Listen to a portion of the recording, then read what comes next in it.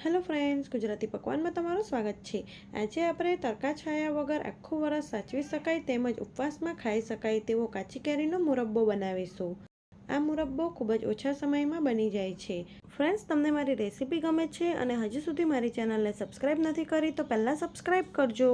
તો મુરબ્બો બનાવવા માટે અહીંયા મેં 1 કિલો રાજાપુરી કેરી લીધી છે। તો મેં કેરીને ધોઈને સાફ કરી લીધી છે। હવે કેરીની ઉપરનો ડીટીયાનો ભાગ કટ કરી લઈશું। હવે આપણે કેરીને છોલી લઈશું।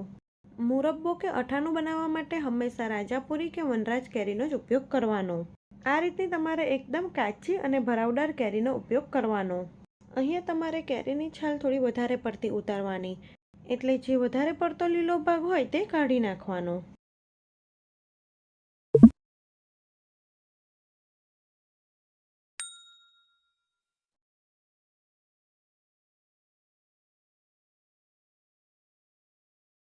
તો અહીં મેં બધી જ કેરી છોલી લીધી છે। હવે આપણે કેરીના મીડિયમ સાઇઝના ટુકડા કરી લઈશું। અત્યારે આપણે કેરીના ટુકડા કરીને મુરબ્બો બનાવીશું। હવે મુરબ્બો બે રીતે બનાવી શકો છો। ઘણા લોકો કેરીના છુંડા માટે છીણ કરીએ તે રીતે છીણ કરીને પણ મુરબ્બો બનાવે છે અને ઘણા લોકો તેના આ રીતે ટુકડા કરીને પણ બનાવે છે। જો તમારે કેરીની છીણથી આ મુરબ્બો બનાવવો હોય તો આપણે જે ટુકડા કરીએ છીએ તેની જગ્યાએ તમારે કેરીનું છીણ કરવાનું। તો હવે અહીંયા તમારે કેરીના મુરબ્બા માટે જે સાઇઝના ટુકડા જોઈતા હોય તે પ્રમાણે કેરીને કટ કરવાની। અહીં આપણે કેરીને બાફવાના છીએ એટલે થોડીક મોટી સાઇઝના કેરીના ટુકડા કટ કરીશું, એટલે આપણે જ્યારે કેરીને બાફીએ તો એકદમ ગળી ના જાય। આ રીતે ગોટલાની ઉપર કેરી લાગેલી હોય તેને પણ કટ કરી લઈશું।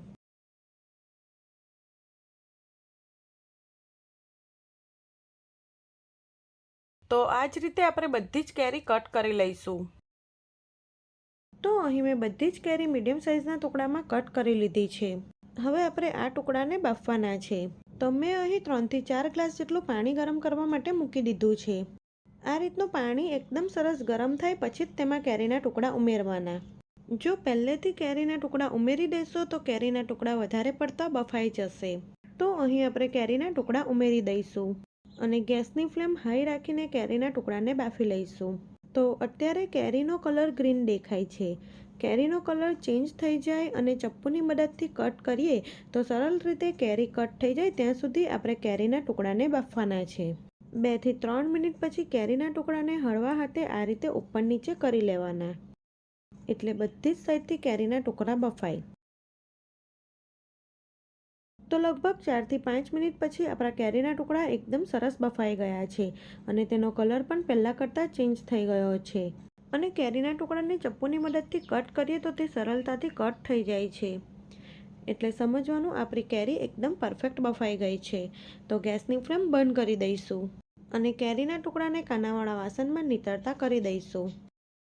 હવે જે નીચે પાણી છે તે એકદમ વધારે પડતું ગરમ છે, તો તેની વરાળથી વધારે પડતી કેરી બફાઈ ના જાય એટલે તે નીચેનું ગરમ પાણી હટાવી લઈશું અને કેરીની નીચે બીજું વાસણ મૂકી દઈશું।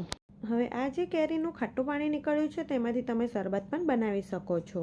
તો આ પાણીને ઠંડુ થયા પછી તેમાં થોડી ખાંડ અથવા તો સાકર અને થોડું સંચર, થોડું શેકેલા જીરાનો પાવડર નાખી શરબત બનાવી શકો છો, અથવા તો ગુજરાતી મીઠી દાળ બનાવતી વખતે પણ થોડું થોડું કરીને ખાટું પાણી નાખી શકો છો।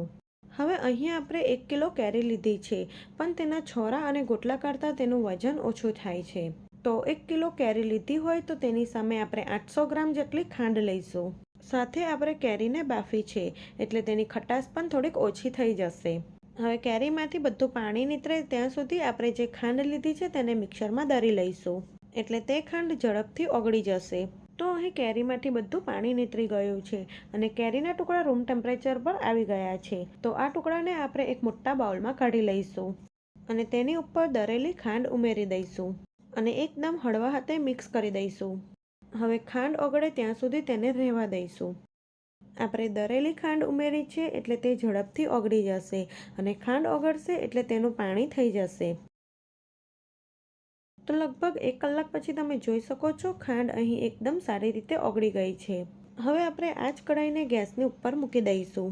હવે ગેસની ફ્લેમ સ્લો ટુ મીડિયમ રાખીને આપણે મિશ્રણને ગરમ થવા દઈશું। કેરીની કોઈ પણ આઇટમ બનાવતી વખતે એલ્યુમિનિયમના વાસણનો ઉપયોગ નથી કરવાનો, સ્ટીલના વાસણનો જ ઉપયોગ કરવાનો. અને વચ્ચે વચ્ચે આ મિશ્રણને તમારે મિક્સ કરતા રહેવાનું. અહીં આપણે 1 તારની ચાસણી બનાવવાની છે.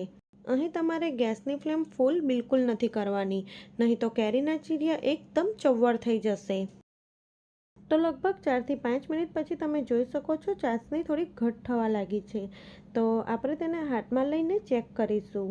તો તમે જોઈ શકો છો ચાસણીમાંથી કોઈ પણ તાર બનતો નથી.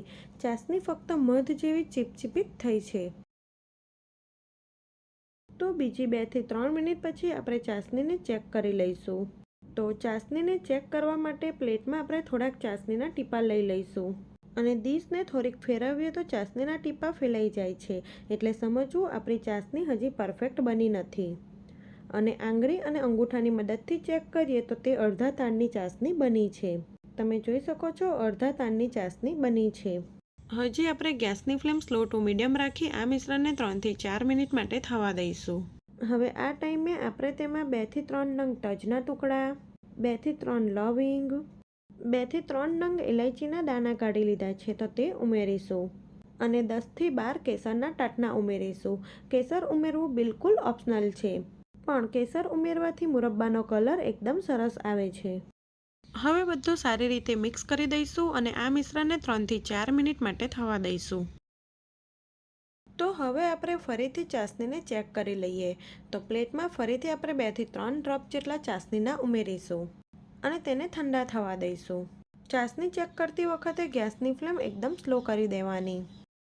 ચાસણી થોડીક ઠંડી થયા પછી અંગૂઠા અને આંગળીની વચ્ચે આ રીતે થોડીક ચાસણી લઈ તેના તાર ચેક કરવાના. તો તમે જોઈ શકો છો અહીં પરફેક્ટ 1 તારની ચાસણી બની ગઈ છે.